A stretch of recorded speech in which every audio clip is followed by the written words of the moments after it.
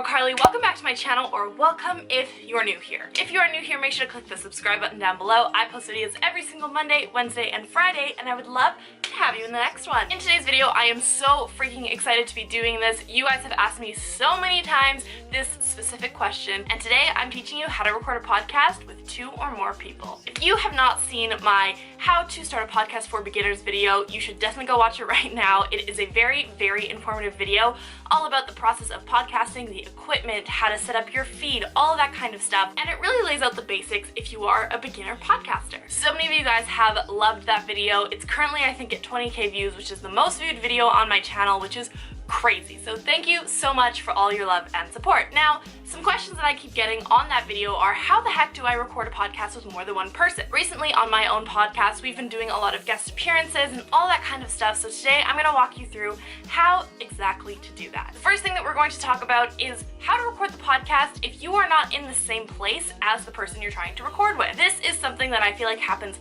all of the time because you might have a great internet friend or you might have made a really good contact, but you guys don't live in the same city or even the same country, and you're like, how the heck are we gonna record a podcast together? Something that I really like to use is an app called Zencastr. Zencastr is an online web platform where you can send your guest a link, they can set up their own mic situation, and then you guys can seamlessly record audio together on one platform. Zencastr also lets you download all of your episodes afterwards so you can edit them in whatever type of editing software that you like to use. Zencastr also has a service where they do automatic post-production for you, which is a paid service, but if you're someone who is low on time and just wants it to be done after it's recorded, that could be a really good option for you. I personally love to use Zencastr for any type of guest that is out of my city or out of anywhere that I'll be traveling soon. For example, one of my great friends, Addie, we recorded a podcast together. She was my very first guest on my podcast, and we did a Zencastr for that because we don't live in the same city. It was super, super easy to set up. All you have to do is create a new episode, click into the share button, get the link, and send it over. Once the person has access to the link,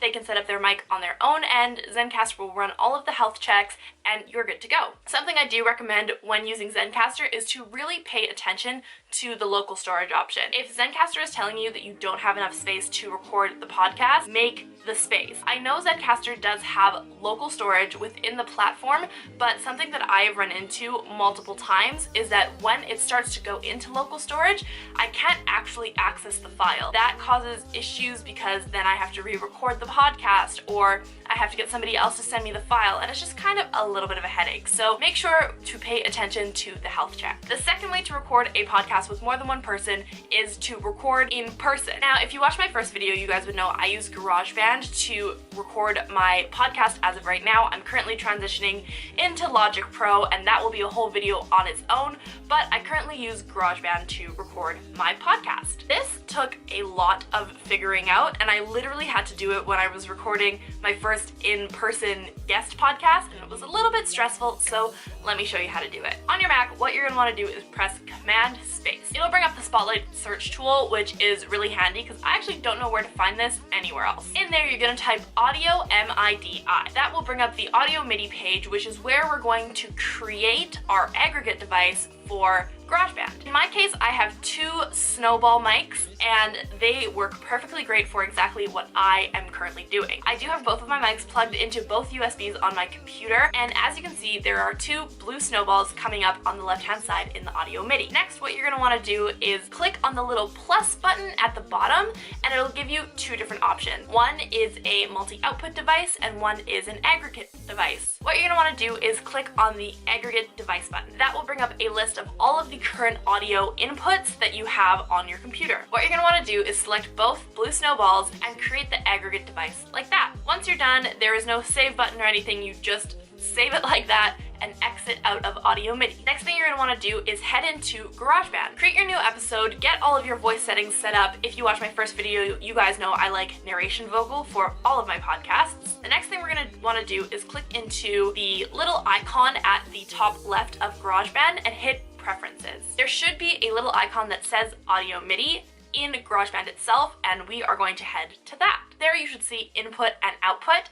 So for the output, I like to do system setting. I will talk about dual outputs a little bit later, but right now we're setting up the mics. For the input, what you're gonna wanna do is click the drop-down menu and select your aggregate device. This will make sure that GarageBand knows that you're recording with more than one mic, so you're not trying to record 2 people on one mic. Exit out of your audio MIDI and then go back to your 2 tracks. The next thing you're going to want to do is click on track and then click on configure track header. It is a little red recording looking button and it should pop up next to your audio monitor. To get these both to record at the same time, what you're going to want to do is click on one of the red dots, hold shift and click the other one. That way both of your channels are selected when recording. Now, before you start recording, make sure that your first and second person's audio channel has the different mic setup. Click into one of the audio channels and at the bottom you should see 1 aggregate device or 2 aggregate device. Make sure whatever mic you're sitting in front of is the correct aggregate device. This is super easy. All I do is kind of just tap on the mic just to see which audio peaks as I'm going through the drop down, and you can find which number belongs to which mic through there. Once you start recording, remember to click the little red dot, click shift, and then you can start recording with 2 people in 2 audio tracks. Let's talk about input really quickly. If you're the kind of person who has an external audio setup and you normally run your audio setup into your laptop via the headphone jack, you're probably like, where the heck am I gonna put my other pair of headphones? The solution for this is actually pretty easy. We're gonna go back into our audio MIDI and we are going to create a multi-output device. Basically, you are going to select your system output, your built-in output, and your audio device to make sure that when you plug your headphones into your audio device, you can hear it on both people. Now, I understand a lot of you guys are not that advanced, and I am not either. So instead, what I did was buy an audio splitter. This guy right here is my audio splitter, and it does exactly what it sounds like. It plugs into the headphone jack in my Mac because I do only have one, but it allows me to plug 2 more headphone jacks into the output. This works really well. I normally just hook up my headphones, I hook up the guest headphones, and everything is good to go. You can hear the output on both ends, and for this, your audio MIDI settings in GarageBand literally just have to be set to built-in output. Finally, what I wanted to talk about was Anchor. A lot of you guys left comments on my last video asking about my experience with SoundCloud or Podbean and why I chose this and why I did that, and I just wanted to let you guys know I've officially made the switch over to Anchor. Anchor is a free podcasting platform and it has been incredible for me so far. It makes it very easy to record, it makes it easy to edit, and you can do all of these things in app. So if you don't have GarageBand, Anchor is a really good option for you as well. Personally, what I like to do is record how I know I like to record and just upload the episode, but they have so many incredible creation tools inside Anchor that makes making a podcast super easy. One of my favorite things that I like about Anchor is the voice notes option. I'm currently working on a hotline for my podcast. That will be such a cool asset to be able to have, and I am super excited to use that in the future. Anchor also does have a sponsorship program if you are in the US, which unfortunately I'm not,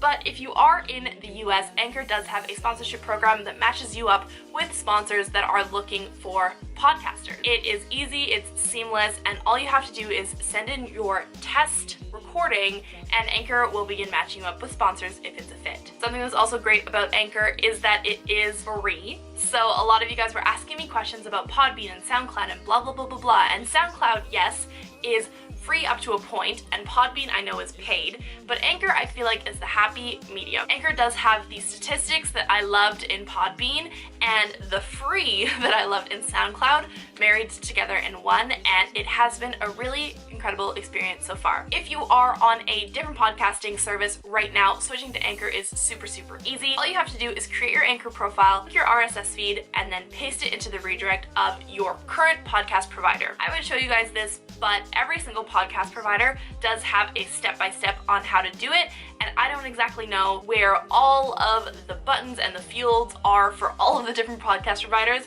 So if you're looking to make the switch to Anchor, they will have a step-by-step for you on their own website. That is it for today's video. I really hope you guys enjoyed it. If you did, make sure to give it a big thumbs up and subscribe down below. I post videos every single Monday, Wednesday, and Friday, and I would love to see you in the next one. Bye guys!